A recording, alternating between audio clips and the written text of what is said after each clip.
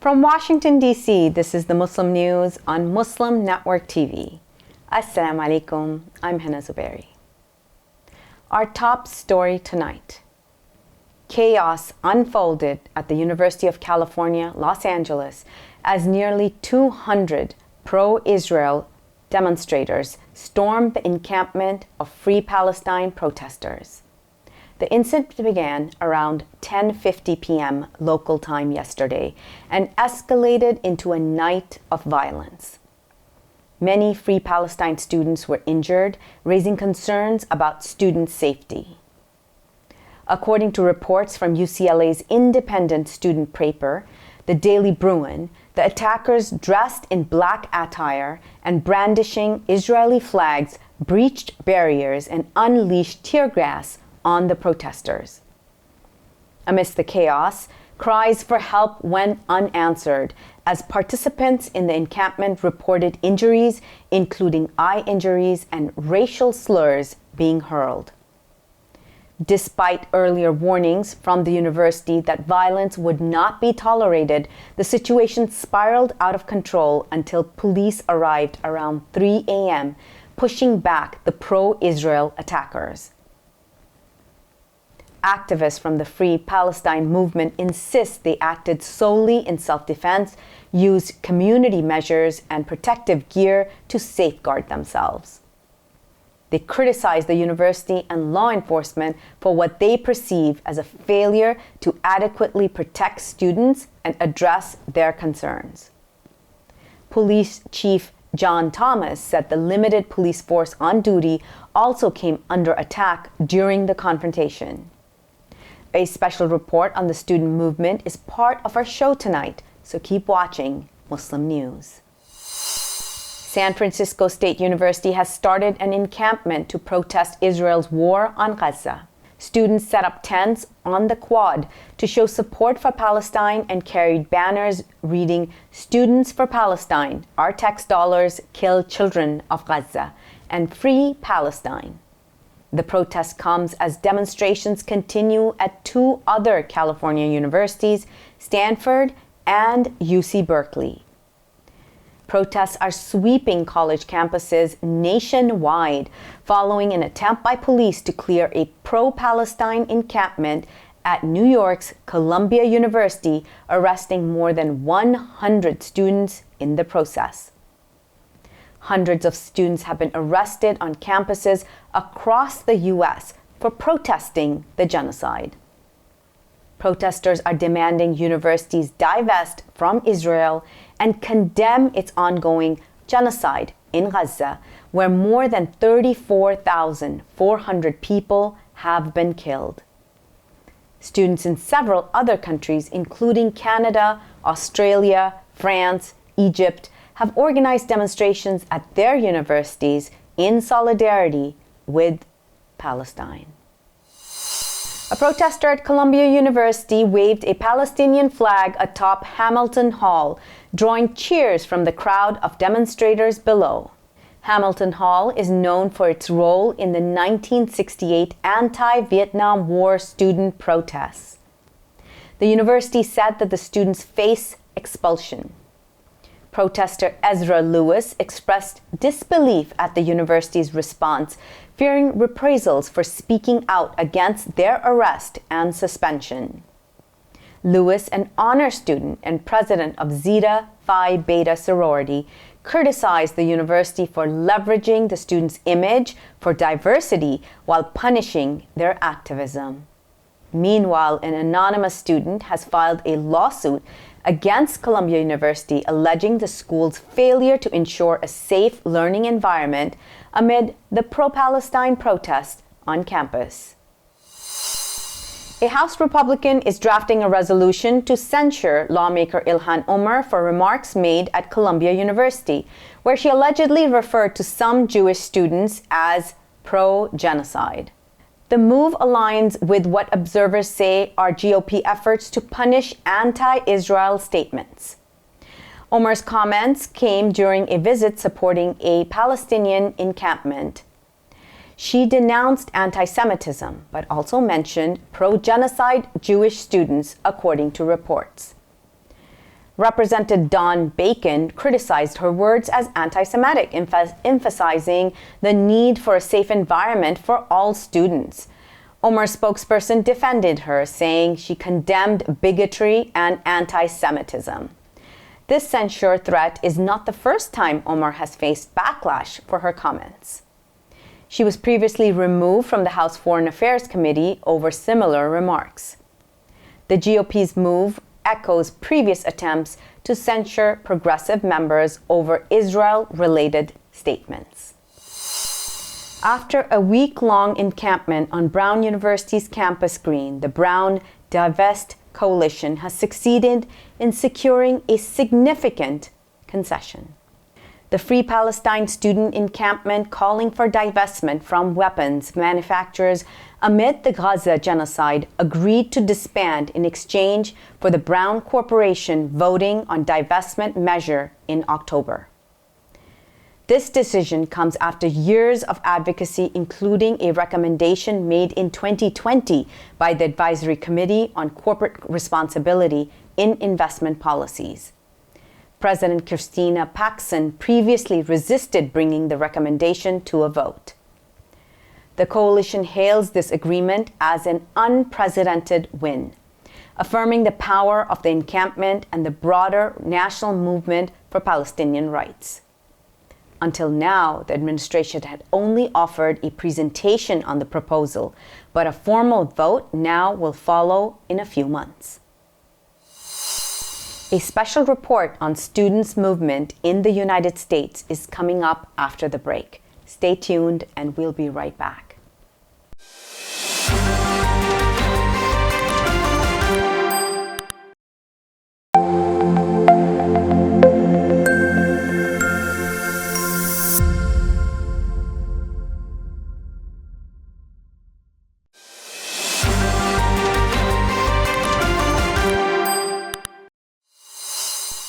Welcome back.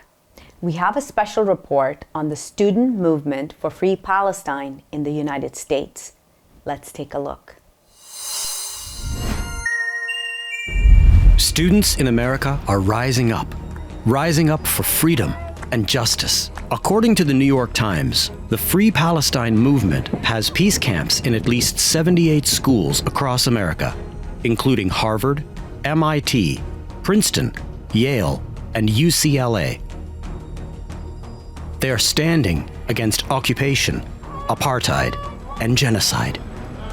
Students are calling universities to divest from Israel's apartheid regime. The 30 largest universities in America hold almost $500 billion in endowment. However, these peaceful demonstrations are met with brutal force by militarized police, as university leaders falsely accuse protesters of anti-Semitism. So far, an estimated 1,500 students have been arrested. Free Palestine! To illustrate the university's collaboration with police and media against protesters, examine the Northeastern University in Boston. Within 48 hours of establishing a peace camp, 100 students were arrested by 75 militarized police officers, and their encampment was dismantled. The charge? Anti-Semitism. 8 a.m., April 25th, 2024. The encampment begins with only 35 students. 9:50 a.m. University administrators accuse the protesters of violating the university's code of conduct. 11:30 a.m. Heavy police presence noted. Police block city media from entering the peace camp. 2:30 p.m. Militarized police close in. 5 p.m. Northeastern faculty and staff for Justice in Palestine release statement in support of protesters. 6:55 p.m. Protesters regroup for dinner and live music. 7:15 p.m. Student from Berklee College of Music enters Northeastern's peace camp, met with cheers. At that same time, 30 Jewish students in the camp begin Passover Seder. Non-Jews join with them. 10 p.m. Camp calms down as students retreat into their tents to rest. Today is Friday, April 26th. The day begins with breakfast. This is 2 p.m. in Boston. University tells media that their institution and police have, quote unquote, a game plan for handling the encampment. The plan begins revealing itself gradually. 2:45 p.m. A group of 6 Jewish students arrive, demanding action against the Palestinian peace campers. 5:30 p.m.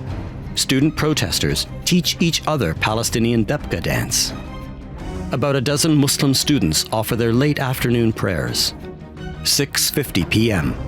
The university cuts off power to the encampment, signaling an imminent police raid. It is 10:30 p.m. in Boston. 2 pro-Israel students holding an Israeli flag force themselves into the middle of the peace camp. While holding the Israeli flag, they shout, "Kill the Jews."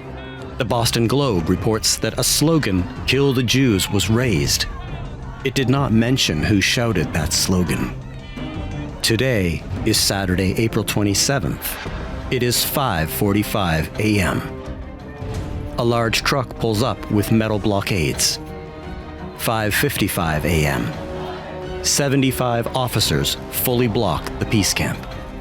6:08 a.m. Police begin destroying tents as the protesters, still inside, continued their chants.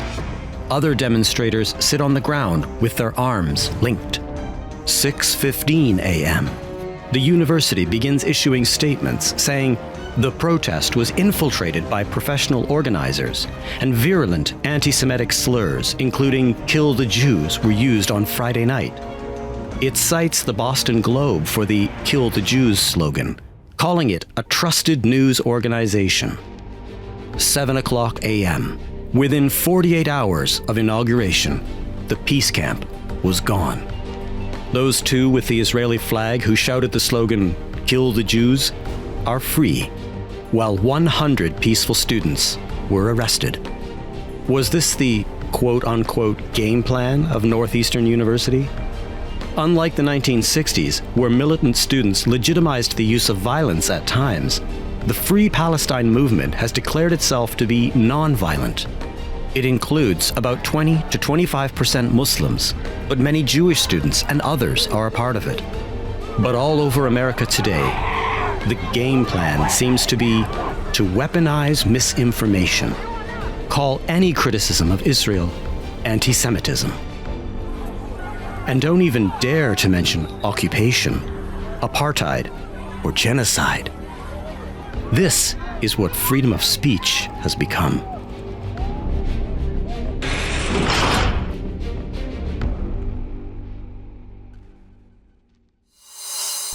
Welcome back. In the ongoing genocide in Gaza, a deadly airstrike hit a house in Gaza City, resulting in numerous casualties. The Gaza Health Ministry reports 33 deaths and 57 injuries in the latest 24-hour period. Children were among the victims, with at least 2 killed in Rafah and more in central Gaza City. Palestinian Wafa news agency confirms at least 3 killed and 4 wounded in an attack on a residential building. Foreign doctors returning from Gaza have expressed shock at the overwhelming trauma in hospitals treating unprecedented injuries. Sharik Saeed, a vascular surgeon from Atlanta, Georgia, says his team treated 40 to 50 patients a day, most of them young people with shrapnel injuries he has never seen before.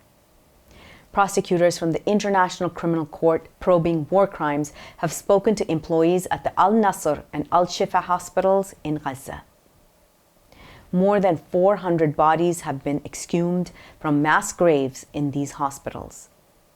UN Chief Antonio Guterres warns of an unbearable escalation if Rafah face assault, emphasizing the devastating impact on Palestinians left. Secretary of State Antony Blinken visiting Tel Aviv is urging swift ceasefire negotiations, blaming delays on Hamas. At least 34,568 Palestinians have been killed and 77,765 wounded in Israel's attacks on Gaza since October 7th. The death toll in Israel from Palestine's resistant organization's October 7th attacks stand at 1,139, with dozens of people still held prisoner. Judge Juan Marchand has fined Donald Trump $9,000 for breaching a gag order during his trial on charges of falsifying business records. The judge admonished Trump for repeated violations, ordering him to remove social media posts and pay $1,000 for each offense. Marchand's decision highlighted Trump's social media commentary on trial witnesses and jurors, warning of potential jail time for further breaches. Trump faces 34 felony charges related to alleged hush money payments during the 2016 election and a total of 88 federal and state felonies. This includes attempts to overturn the 2020 election results and mishandling classified information. The ruling underscores the seriousness of the charges and the court's stance on adherence to legal directives. Former President Donald Trump has vowed to empower states to enforce abortion bans, potentially prosecuting those who violate them. In an interview with Time magazine, Trump said states will make decisions about abortions and the federal government will not intervene to stop invasion of privacy. The position, according to reproductive rights advocates, poses a significant threat to women's freedoms. Allies of Trump, including conservative groups like the Heritage Foundation and the Republican Study Committee, have been vocal in their support for stricter abortion regulations. Trump's statements have ignited concerns over the future of reproductive rights. Critics emphasize the pivotal role of the upcoming election in safeguarding these freedoms.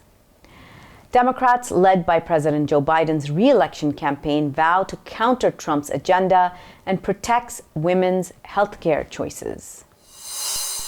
This year's 12th Private Sector Forum, organized by the Islamic Development Bank Group in the Saudi capital Riyadh, hosted more than 2,000 participants from 83 countries. The three-day forum also hosted more than 60 speakers in 17 sessions and 32 exhibitors. The event witnessed the signing of 53 agreements worth around $6.5 billion. Osama Kaisi, head of Islamic Corporation of the Insurance of Investment and Export Credit, said the forum had served as a crucial platform for his institution to explore innovative strategies that merge trade, insurance, and investment sectors. Hani Salam Sambol, the acting CEO of Islamic Corporation for the Development of the Private Sector and CEO of the International Islamic Trade Finance Corporation. He also emphasized the importance of the private sector as a vital driver of economic growth, job creation, and poverty alleviation in member countries.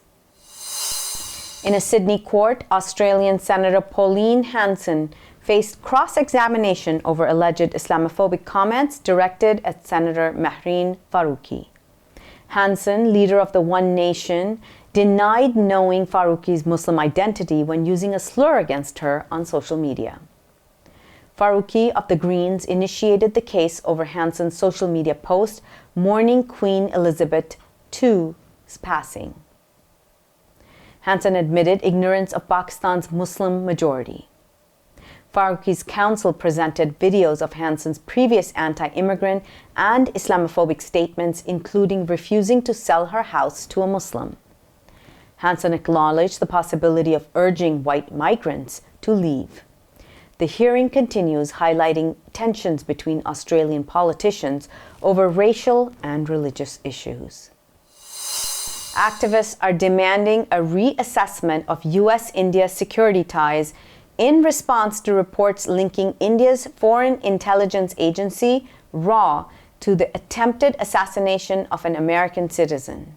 Hindus for Human Rights and allied groups urged President Joe Biden to reconsider intelligence sharing agreements and arms deals. They cite RAW's alleged involvement in targeting American critics of the Indian government. They call for congressional scrutiny before further engagements with India, citing violations of the Arms Export Control Act and threats to civil liberties. The coalition emphasized the need for accountability to protect the rights and safety of Indian and Kashmiri Americans. It asserts that failure to act undermines U.S. national security and democratic values. The Washington Post reported RAW agent Vikram Yadav orchestrated the attempted assassination of Gurpatwan Singh Pannu and the killing of Hardeep Singh Nijjar. The newspaper said former RAW Secretary Samant Goel and Indian National Security Advisor Ajit Doval likely were aware of these plots. Previously, the Washington Post reported RAW agent Lieutenant Governor Dibya Satpathy is behind an infamous conspiracy theory website, Disinfo Labs, whose information has been used to target and harass American critics of the Indian government, including Justice for All. Iraq has brought back almost 700 of its citizens associated with Daesh from a camp in northeastern Syria. The repatriated individuals, primarily women and children, will undergo a rehabilitation program near Mosul aimed at de-radicalization. Despite Baghdad's repatriation efforts, Iraqis constitute the largest group among the nearly 43,000 residents of Al-Hol camp, housing families of IS militants. Kurdish and Syrian officials support repatriation, citing the burden of foreign presence on security forces. However, concerns arise, especially from the Yazidi community, fearing a reoccurrence of past atrocities against the group. Iraq's National Security Advisor confirms more than 7,500 repatriations, but exact figures of remaining Iraqis at the camp are unavailable. The camp currently holds more than 42,000 residents, with recent repatriations include 50 people sent to Tajikistan. That's all from our Washington, D.C. studios tonight. Thank you for tuning in. You can subscribe to our YouTube channel and hit the bell icon for the latest updates. Your support is needed now more than ever to continue our mission of providing informative, educational, and inspiring content to Muslims in North America and around the world. Donate now by visiting muslimnetwork.tv/donate. For more content, keep watching Muslim Network TV. Assalamu alaikum and good night.